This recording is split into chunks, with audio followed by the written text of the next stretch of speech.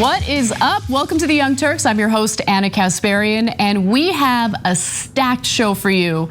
I'm really looking forward to it, in fact. This is the kind of episode that I feel really good about because it's a good mix of substance and fun. In the second hour, Wosny Lambre will be joining me to talk about a lot of fun stories, in fact. We've got a follow-up to Tucker Carlson's hard-hitting reporting on an acquaintance of Nicki Minaj's and the individual who allegedly has had a negative reaction to the vaccine. We covered that yesterday. There is a follow-up to it. As you guys know, it's not due to the vaccine. That has been debunked, but nonetheless, it's a fun story to get to in the second hour. In the first hour, we got some new numbers in regard to how the coronavirus pandemic hurt the financial stability of Americans. And guess what? Believe it or not, with the government aid that was provided during the pandemic, Americans were actually lifted out of poverty. Now, not nearly as many, but we're gonna get to the details on that story because it's a perfect example of how government can work if we apply enough pressure, organize, and ensure that it works for us as opposed to corporations. And later in the show, we'll also talk about purebloods. What are purebloods? Well, the unvaccinated really take offense to the term unvaccinated. They'd like to be referred to purebloods, but I would like them to kick rocks. But I'll give you those details and more later in this hour. But first, let's begin with an update on a story out of California involving Gavin Newsom.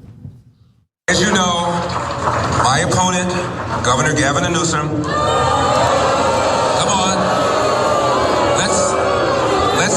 let's be gracious. Let's be gracious in defeat. That was conservative candidate Larry Elder, who, despite the fact, was planning on claiming that there was widespread voter fraud if he lost, actually conceded and did so pretty gracefully last night. Now, this was in regard to the recall election involving the governor of California, Gavin Newsom. There was a petition to recall him. There were enough signatures to make it happen. And it turns out that he was able to garner enough no votes toward the recall to maintain his position as governor of California. Now, Larry Elder's supporters clearly needed to take a little trip to the copium den. They were really struggling with the news. They didn't want to accept it.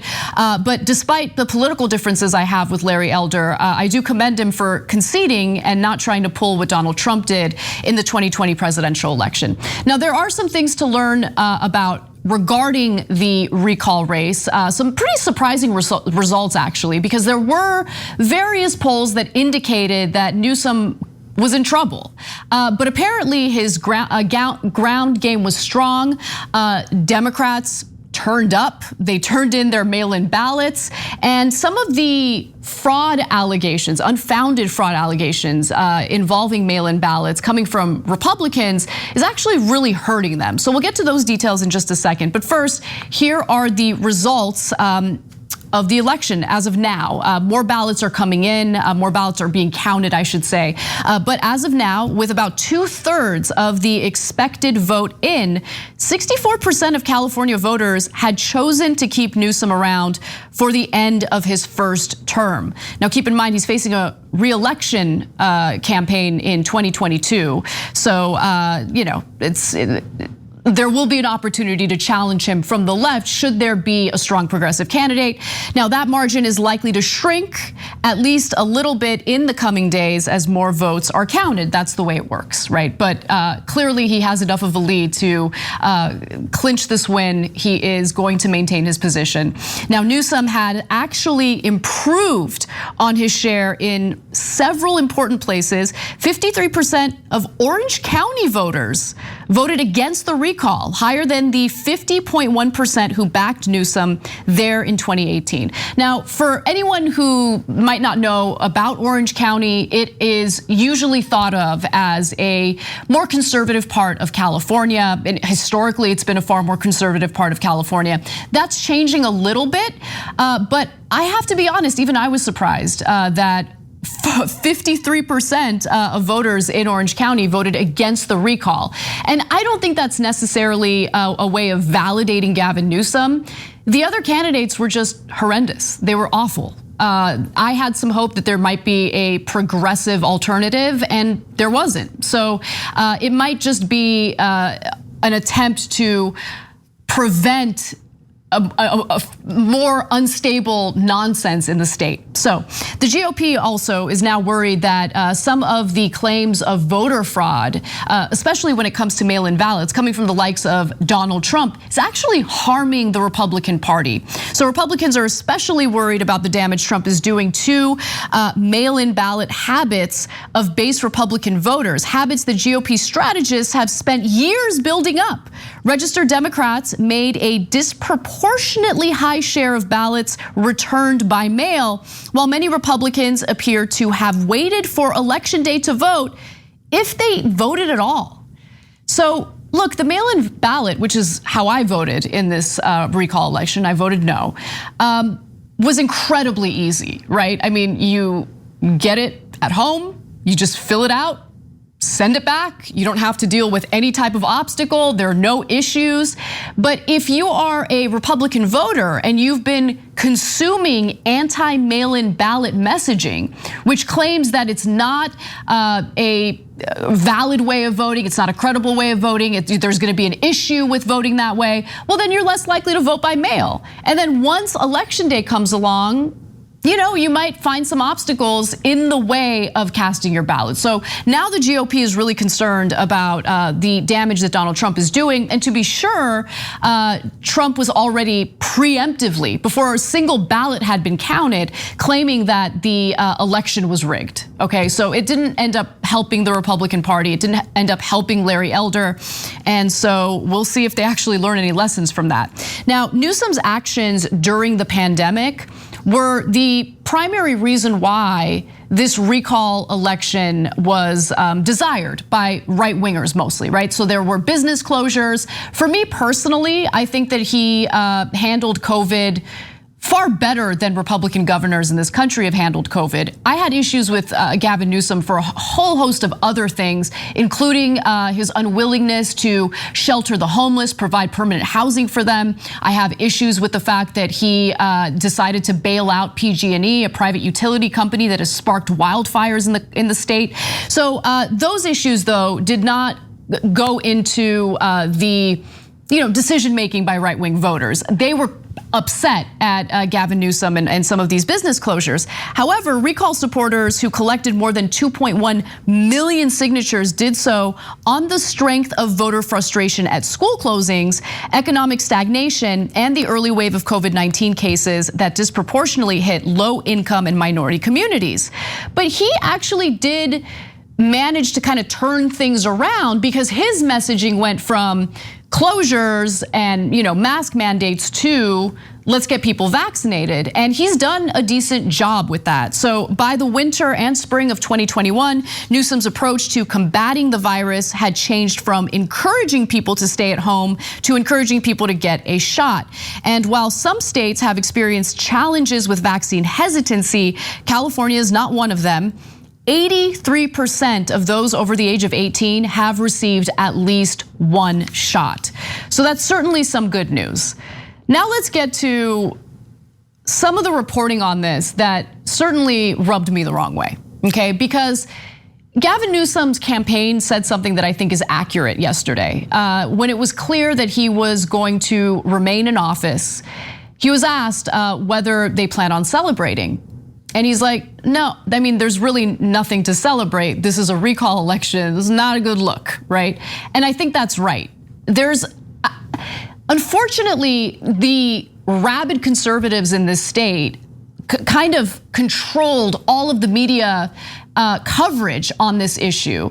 And what it did is it managed to drown out the concerns that progressives do in fact have in this state. Those concerns are valid, and Gavin Newsom needs to address them, okay? Now, did progressives lead the charge in this recall election? No, they didn't. The right wing did. So it's understandable why the right wing dominated the narrative on this recall. But Gavin Newsom is far, far from perfect in regard to how he's handled his job in California. Nonetheless, you have Thad Kozer. He is the chair of the poli-sci department at UC San Diego. He claims that Gavin Newsom still has Washington, D.C. in his gaze, and this recall, rather than tripping up his national ambitions, has elevated his visibility across the country. He's not doing a great job in California. The thing that saved him was that everyone else running against him in the recall was insane or not in any way suited for the position, right? So really voting against the recall was an effort at damage control, right? It was strategic voting to prevent someone unhinged from taking his place. But let's be honest, he's not handling some of the big issues in the state right now, including the homeless crisis, including the wildfires, including climate change, which he claims to be some sort of warrior on, while he's simultaneously signing permits for more drilling, which of course is contributing to the climate disaster that we're experiencing in this planet. I was about to say this country. We are experiencing extreme weather events in this country, but really climate change, as we know, has had a far larger impact on poorer countries. And Gavin Newsom pretending to care about climate change while he's signing those fracking and drilling permits is ridiculous. Now, here's an excerpt from the Hill's reporting on this. Newsom's win was significant enough that he didn't just claim the right to finish his first term, he virtually guaranteed he will win a second term next year. I mean, that's certainly not hard news reporting. That's definitely opinion that's sprinkled into what's supposed to be a straight news report. But nonetheless, we'll see about that. We'll see about that. I wouldn't want Gavin Newsom to be too confident about what his chances are for a second term. I mean, if he really wants a second term, maybe he needs to focus on the issues that voters actually do genuinely care about. And I'm not just talking about, right wingers and the made up worries that they have. I'm specifically talking about the real economic concerns that people have in the state of California. They are worried about what we're seeing all across the state right now with homeless encampments, people living in squalor, people dying on the streets. That is a problem that he needs to address, in addition to these private utility companies and how incredibly irresponsible they've been in their failure to update their equipment to avoid sparking the massive wildfires that the state has experienced in recent years. So to make it seem like Gavin Newsom's got it in the bag and he's gonna have a second term, we'll see about that. But I'm really hoping that progressives are fighting hard and working hard to have an alternative to Newsom when he runs for re-election, because I would like an alternative to Newsom. He is not perfect, far from it, and unless he's willing to address the issues that I mentioned, I'm not really interested in seeing him have a second term, just keeping it real. All right, well, let's move on to some other news. All right. Turns out that there are several members of the House, corporate Democrats specifically, who are willing to defeat the $3.5 trillion reconciliation bill if it includes a provision that allows Medicare to negotiate drug prices directly with pharmaceutical companies. This is an incredibly important provision that corporate Democrats have literally raised their hands in their committees and said, nope, we're not gonna vote for the bill unless you get rid of this. So let's get to who these people are and what's motivating them. Representatives Kathleen Rice, Scott Peters, and Kurt Schrader reportedly claimed that including Medicare drug price negotiations in the package would keep the legislation from ultimately passing, despite polls showing the provision has widespread support. And it really does have widespread support. I can't wait to show you this map that shows you just how popular that particular provision is. Now, a direct statement from Representative Kathleen Rice. Again, these are Democrats. I do not support advancing policies that are not fiscally responsible and jeopardize the bill's final passage. Wait, hold on. How exactly is it fiscally irresponsible to allow Medicare to negotiate for lower drug prices directly with pharmaceutical companies? I mean, that would mean that the federal government, which provides Medicare, would end up spending less on prescription drugs. So how is that fiscally irresponsible? Now, of course it's not. We know it's not. But Representative Rice would use that ridiculous hollow argument and just expect us to buy it because, maybe she thinks she can just get away with it. Maybe she thinks people aren't paying attention. Maybe she doesn't realize that people are going bankrupt. People are literally skipping their necessary prescription drugs as a result of this, and they won't notice what she's doing along with 2 other corporate Democrats in the House. But I'm gonna make it my business that people know what's going on. I mean, this is disgusting behavior, and to use that ridiculous lie to try to make an excuse for this is just beyond ridiculous. Now, the only irresponsible behavior here is what she's doing on behalf of her pharmaceutical company donors.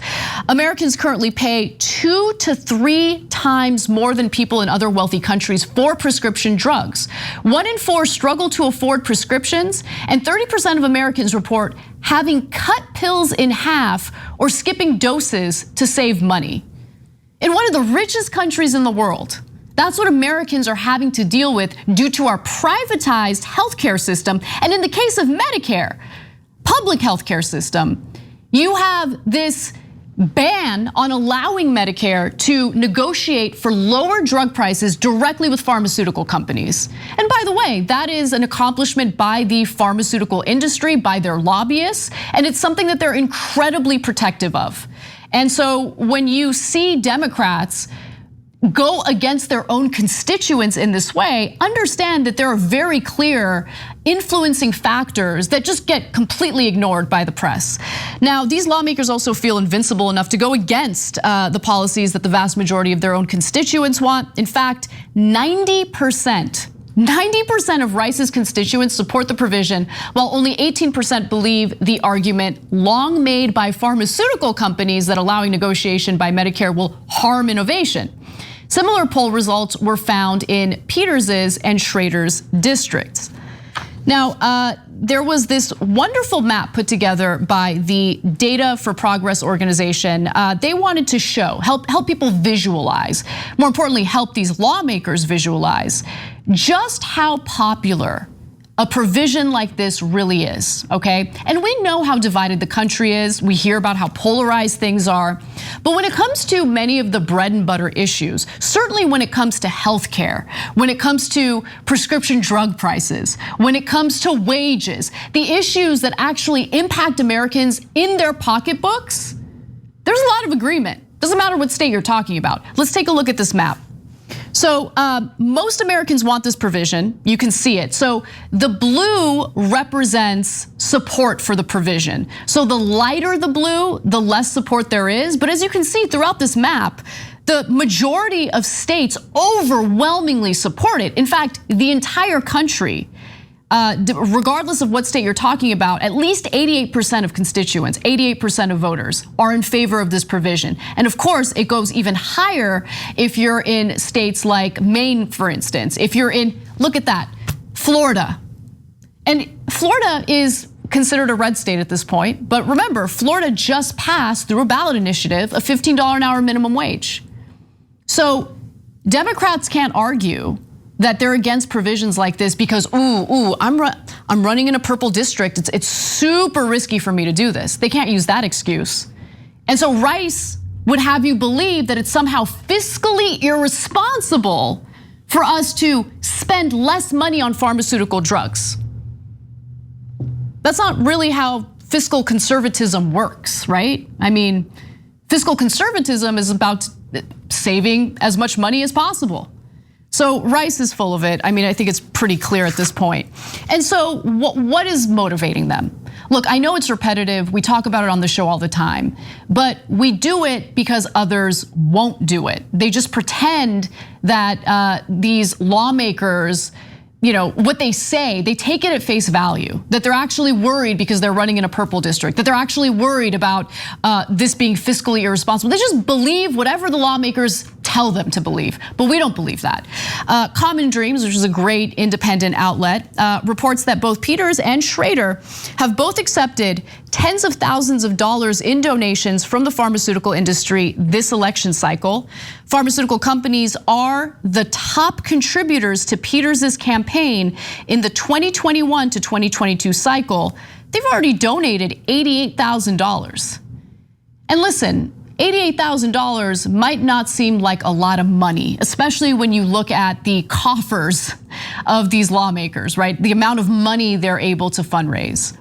But make no mistake about it, it's cheap to buy off these lawmakers. So $88,000 in one election cycle speaks volumes to representatives like this. Doesn't matter if we're talking about a Democrat or Republican, we're having a discussion here about clear legalized bribery. It creates a conflict of interest, and despite the overwhelming support that these constituents have for this provision, these corporate Democrats are crossing their fingers, hoping you don't notice, and literally voting in their committees to do away with the provision.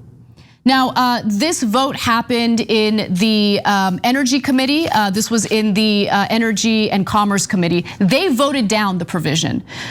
So that's not good news. However, the Ways and Means Committee in the House voted to approve the provision. So there's gonna be a pretty brutal fight in both the House and the Senate in regard to what the budget reconciliation bill will include.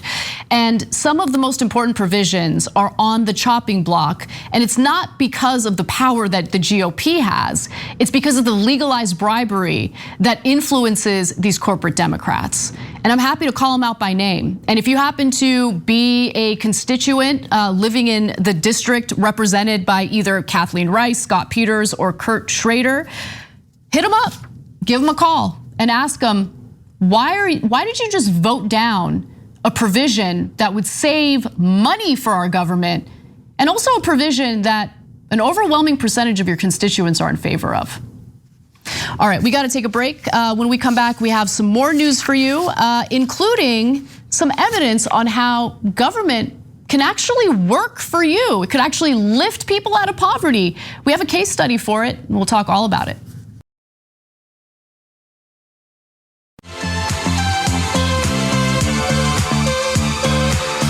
Welcome back to the show. I'm Anna Kasparian. You're watching TYT if you're tuning in for the first time. And if you're not tuning in for the first time and you're wondering, what can I do to help support TYT? Like and share the stream. It's one of the easiest ways to do it, and we always appreciate it.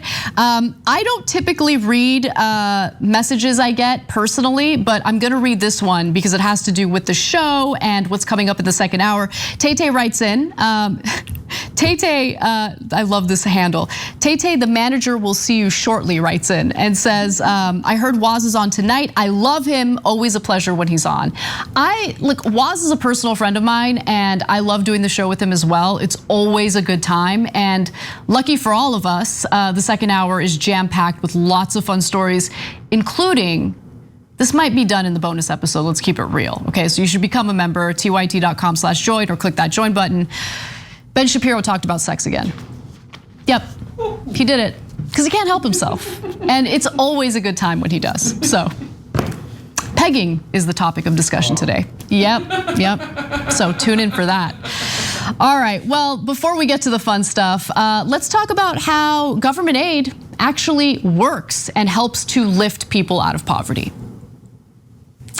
New data shows that the government aid that was provided during the coronavirus pandemic, even though it was too slim for our taste, even though they could have gone even further, actually did help to prevent Americans from falling deeper into poverty. In fact, the results are even better than that. It helped to lift millions out of poverty, even as millions of people lost their jobs through no fault of their own. Now, this was research done by the Census Bureau, and the results are promising because it shows you exactly how government can work for you. And this is the kind of data that Republicans are like trying to bury. They're like, no, we don't want to talk about that. We don't want to talk about that. It's so good. So the Census Bureau reported that 9.1% of Americans were living below the poverty line last year, down from 11.8% in 2019. That figure, the lowest since records began in 1967, according to calculations from researchers at Columbia University, is based on a measure that accounts for the impact of government programs. So COVID hits, closures happen, tens of millions of Americans lose their jobs. And to be quite honest with you, my expectation was, even with the government aid, it's very likely that more people found themselves in poverty than before, right? Because we also need to be frank, the coronavirus relief bills certainly didn't go as far as what we saw in other countries. Canada, for instance, provided $2,000, not once, not twice, but every month to its people during the pandemic. Whereas here in the United States, when it came to the stimulus checks, all we heard from Congress was nickel and diming. But the aid that was provided did help to lift people out of poverty. It prevented people from falling into poverty, and in addition to that, helped to lift people who were already in poverty out of poverty. So the Census Bureau estimated that the direct checks alone lifted 11.7 million people out of poverty last year. Unemployment benefits and nutrition assistance prevented an additional 10.3 million people from falling into poverty. Listen, I get why people are frustrated with paying taxes, right? I totally understand it when you see the failed wars that our resources go to, $2 trillion toward that failed war in Afghanistan.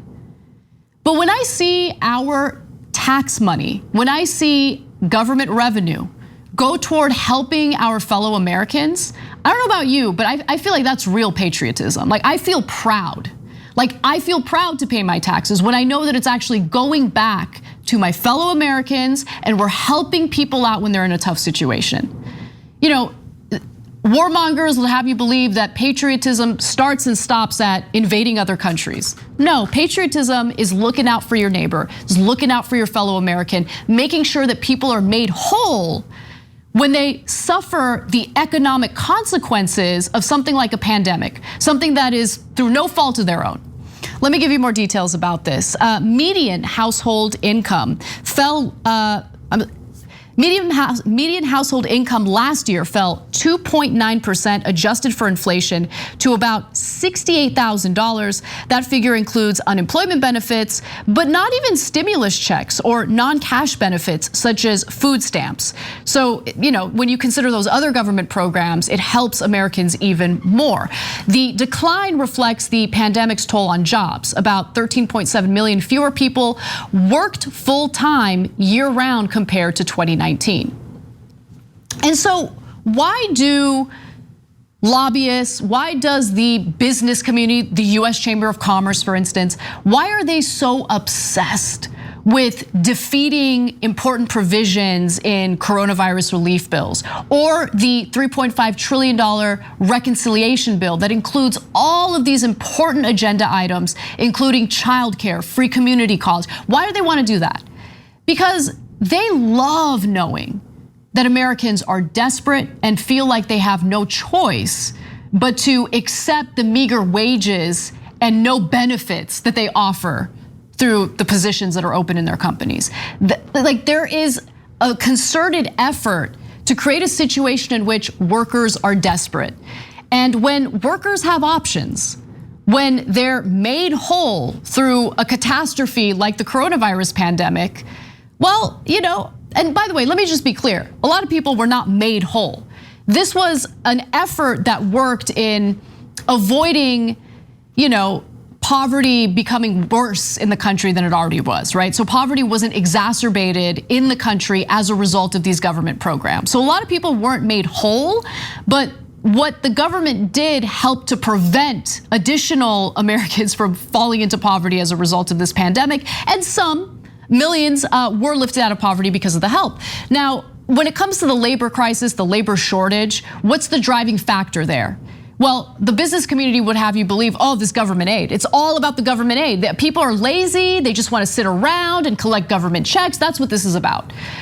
But they also leave out the fact, and this is the real factor, that schools keep closing because coronavirus keeps spreading. So parents who might want to go back to work can't. They can't afford childcare. And so when the school calls them and says, hey, you got to pick up your son or your daughter.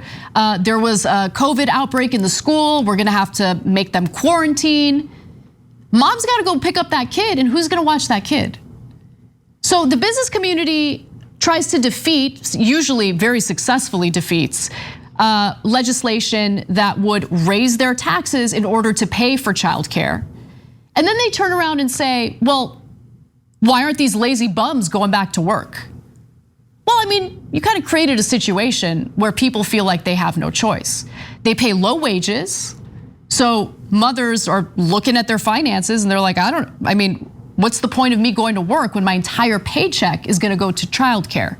So what the Biden administration is trying to do through the budget reconciliation bill, in providing childcare, in providing permanent child tax credits, in ensuring that community colleges offer 2 years of free education, all of that stuff helps to honestly lift people out of the awful financial situation that they have found themselves in because of how rigged this system has been against them. And to be sure, inequality doesn't just come out of nowhere. It has been rigged against them. I mean, during the Trump administration alone, you have $2 trillion of tax cuts that primarily help the wealthy, the top 1% and corporations.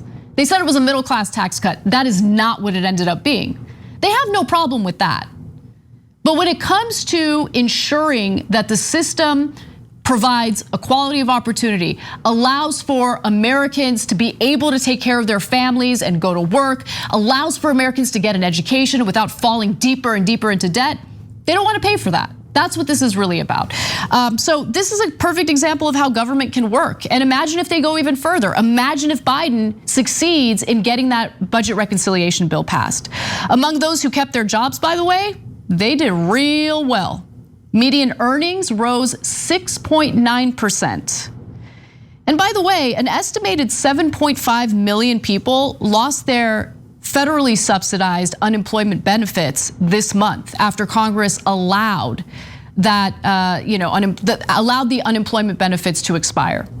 And to Representative Alexandria Ocasio-Cortez's credit, she has just introduced legislation calling for an extension of the coronavirus relief benefits, including the unemployment benefits that have just expired. So she says, look, I can't just sit back and watch people suffer as COVID continues to spike in various parts of the country. We're still experiencing people who are jobless and have difficulty getting back to work. And so she's like, I gotta at least try. And I give her a lot of credit for that. But understand that what she is proposing is something that has already been proven to work. And it's about time that the government actually works on behalf of the American people, as opposed to the best interests of their corporate lobbyist friends or the business interests who fund them and their campaigns. And I do want to end with the fact that Republicans are trying to avoid talking about this data at all. Republican lawmakers who were in control of the Senate and the White House last year, meaning they should be wanting to take some credit for this, right? I mean, they played a role in this. They did not issue statements promoting the poverty numbers. That may be a reflection of the party's unified opposition to the Democratic push for more social programs. And to be sure, you have goons like Senate Minority Leader Mitch McConnell claiming that, that reconciliation bill, spending money on the American people, is just reckless. Let's watch. The tragedy is that Democrats want to inflict all this pain on middle-class families. Here's the comedy.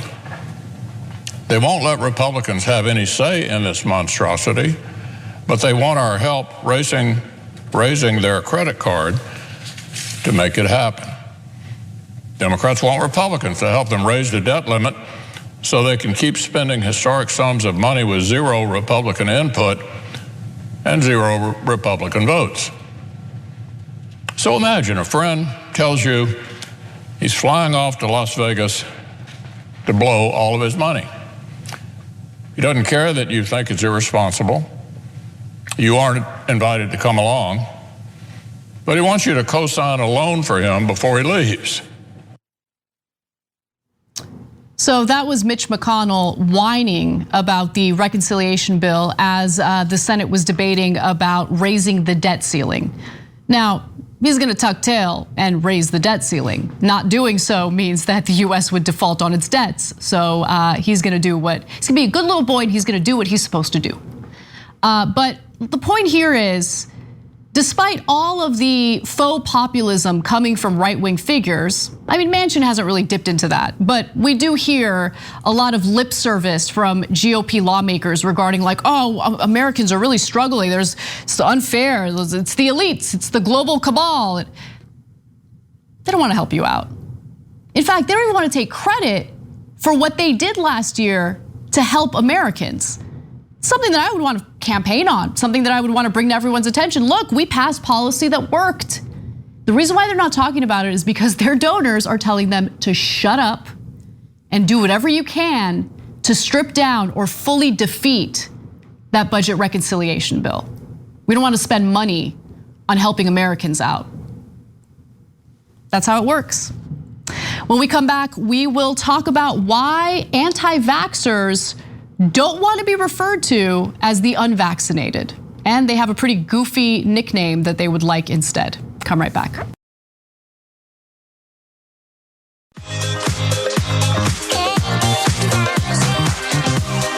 Welcome back to TYT.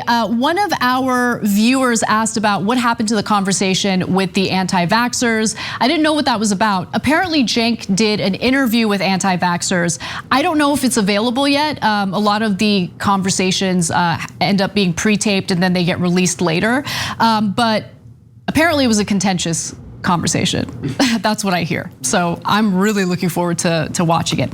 Lil Mac writes it and says, we need to organize a fund with national reach that goes public and attacks politicians who pull these stunts in real time. I'm guessing this is a reference to the corporate Democrats who voted against the provision to negotiate for lower drug prices. It's the only way to put an end to lies, make it more expensive to fight and ads to fight the ads, then accept donations. The question is how? Well, that's what we're trying to do through what Cenk is referring to as the change machine. I don't like that.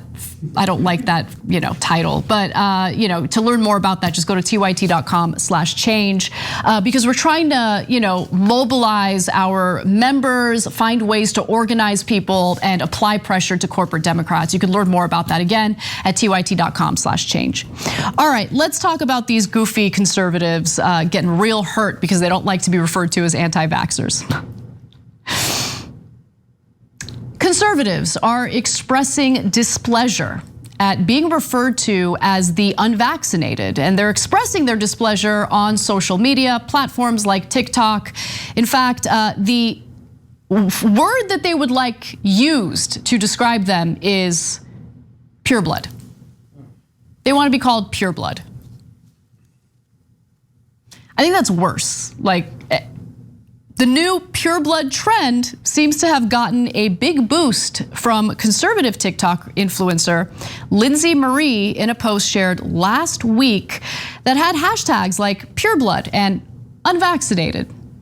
Well, let's hear from Lindsay Marie. Let's see what this influencer has suggested we do.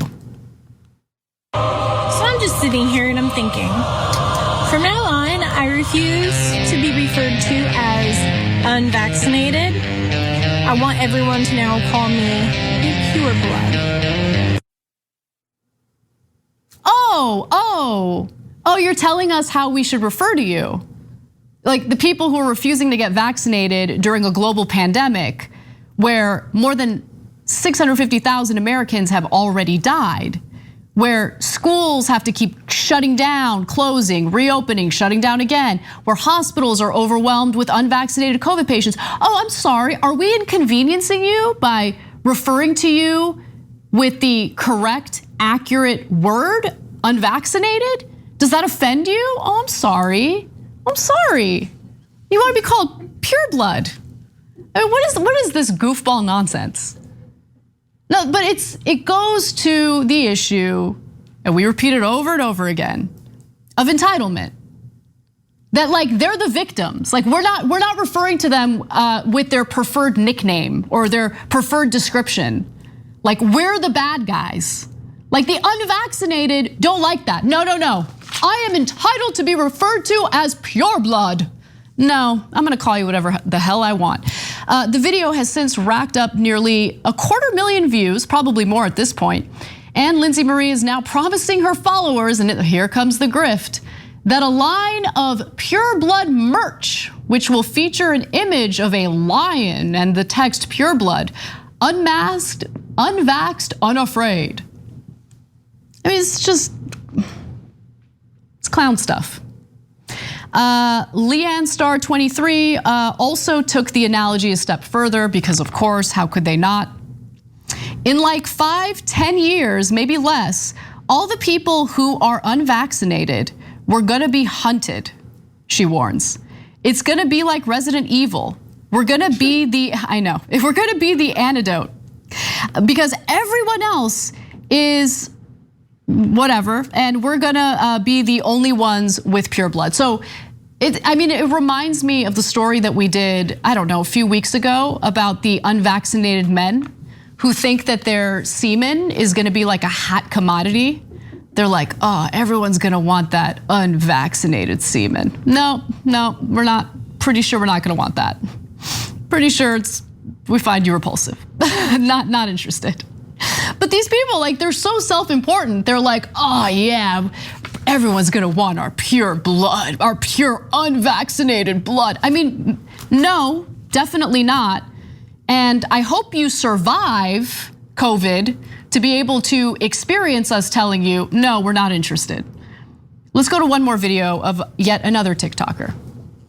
So I'm just sitting over here thinking, instead of being known as or qualified as unvaccinated, you can start referring to me as a pure blood.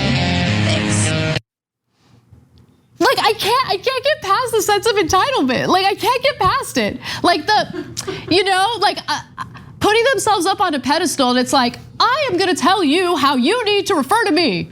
I do not want to be referred to as unvaccinated. I am now a pure blood. No, I'm gonna call you whatever I want. What are you talking about? How are you the one who's aggrieved right now? How are they the ones that are aggrieved right now? Like, what is going on? Like, I love how they somehow put themselves in the position of being the individuals who have been wronged. They're calling us unvaccinated? The injustice. But let's talk about the real injustice, because as we know, coronavirus is something that is incredibly serious if you happen to be unvaccinated. However, if you're vaccinated, the likelihood of being hospitalized with COVID is, almost non-existent. 99% of COVID patients who are hospitalized right now happen to be unvaccinated. So the best way to prevent hospitalization is to get a vaccine, but it also prevents you from dying, right? We know that. So since hospitals are completely overwhelmed right now with COVID-19 patients who are unvaccinated, people who have medical emergencies are getting turned away from hospitals.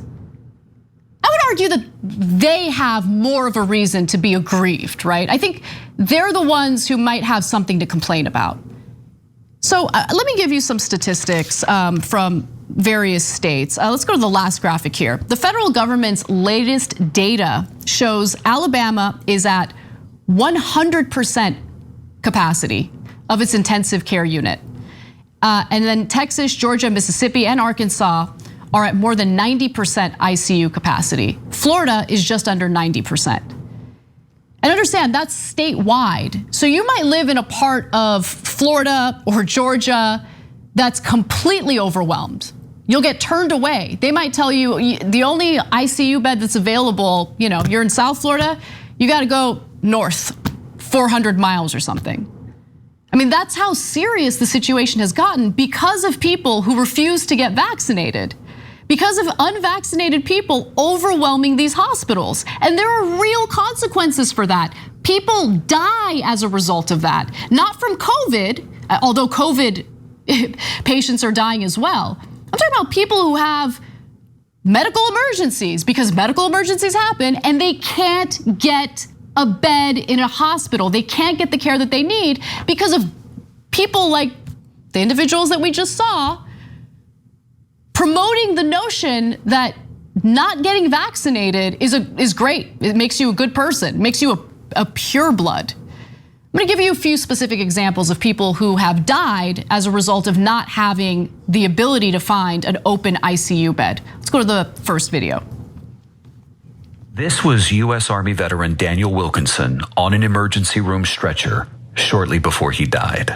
Last Saturday, Wilkinson's mother, Michelle Puget, rushed him to Belleville Medical Center, just 3 doors down from their home.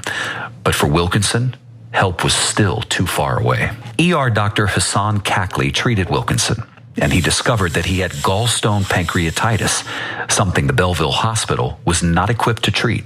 Wilkinson needed a higher level of care, but with hospitals across Texas and much of the South overwhelmed with COVID patients, there was no place for him. So he died, and he's not the only one. We covered a story earlier this week about Ray Demania, who was seeking treatment for a cardiac emergency. He lived in Alabama, couldn't find an ICU bed. He had to travel hundreds of miles to find an available bed, but there just wasn't enough time, and he died from that cardiac emergency. So there are real consequences for what these people are doing. Here, I'll give you another one. A boy, this is a ProPublica report that was published recently. A boy went to a COVID swamped ER. He waited for hours, then his appendix burst. Now, there hasn't been widespread data on this, so all we can turn to is this anecdotal evidence of how awful this situation has been for people. But to make this about you as an unvaccinated person, to make it apparent that young unvaccinated people on TikTok are offended by being referred to as unvaccinated, that they'd rather be referred to as like some Harry Potter nickname or whatever. Like, what? You're not the victim. Okay, the entire country is held hostage by your stupidity. So spare me the tears and the whining. Spare me your, displeasure about being referred to as unvaccinated. You're unvaccinated, that's what you are. In addition to a whole host of other names that I can't use on this show right now. It's getting people killed. Stop being stupid, stop being goofballs on TikTok, just do the right thing because it's not about the individual. This is about public health.